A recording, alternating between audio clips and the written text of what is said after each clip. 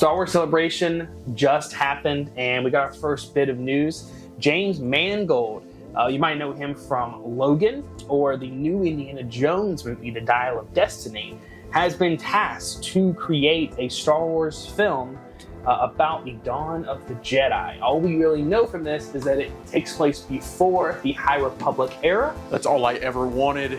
That's all I wanted. We talked about it. They listened. And it's about the first ever Jedi, which gives me major like, Legend of Korra vibes. Yeah. The first Avatar, Wang.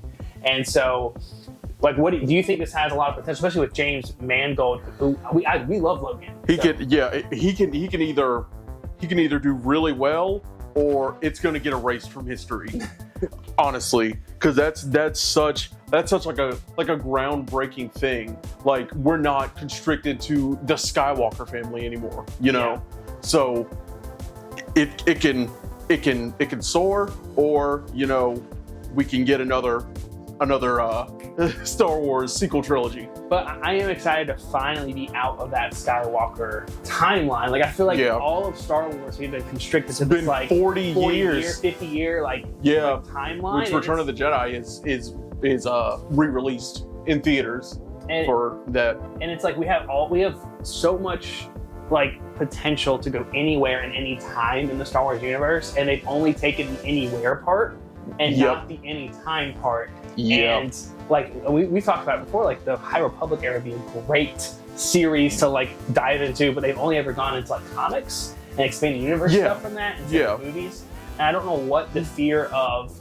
getting out of the Skywalker timeline has been, but the idea of going to the first Jedi, we could do anything, is extremely intriguing for me, especially as they have a good director signed on.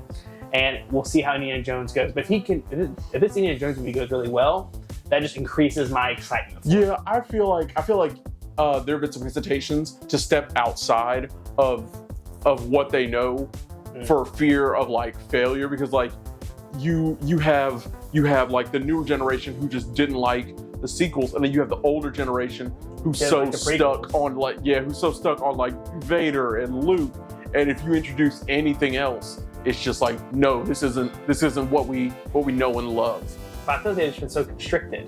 Yeah. Like inside that mold where they couldn't get out of it. And this is a chance to, and I love the Star Wars music. It's a chance to get new music. Like, you're not tied down to anything. But like even going into the shows, they've kind of still been constricted. They haven't been going anywhere with it. Because like Andor, isn't that's still between like episode 3 and 4.